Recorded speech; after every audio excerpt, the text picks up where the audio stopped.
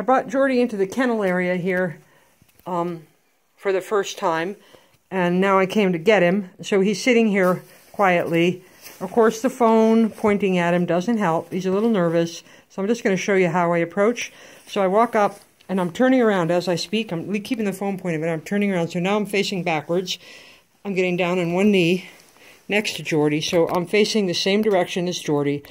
And I'm just sitting here for a minute while he investigates.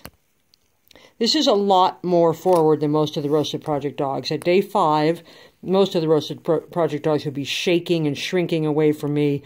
Gominola would be in a corner somewhere where I would have to go get her. So Jordi's a lot more advanced than them, but still, the process is the same, where I sit here for a minute on my one knee, facing the same direction as them, and then when I actually go, he already has his leash on, so he has this piece of nylon. The loop is cut off the leash. It's 7 feet long. He wears it all the time when he's outside.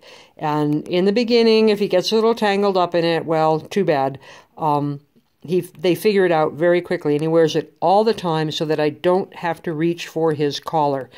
And again, Jordi's way more advanced than most of these guys, so I can reach for his collar, but all the other Roasted Project dogs, reaching for the collar, putting the leash on, was a huge stumbling block and something we had to work on for a long time. So anyway, he wears the leash. So now, when I'm ready to catch him, I have a treat in my hand. I'm going to offer him a treat from my hand.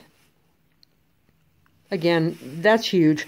Most of the Roasted Project dogs would not have taken that treat. They would have been way too fearful, in which case, if they didn't take the treat, I just drop it on the ground.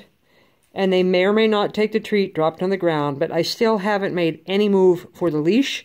Now I'm ready to go, so no hesitation, no brouhaha. I pick the leash up, I don't hold it. I just put my fingers on it, and I walk away from the dog. Come, Jordi.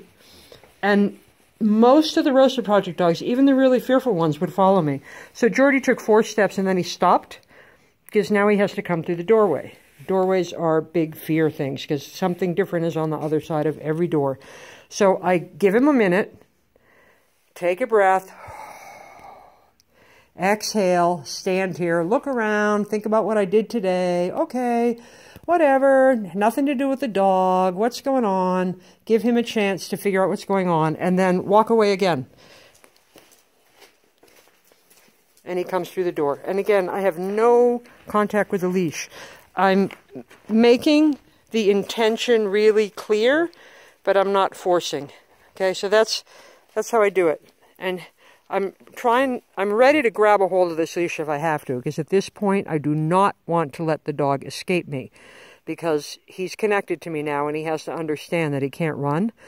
But every time he hesitates, like coming out there, he started to move quickly, and right now he's not sure.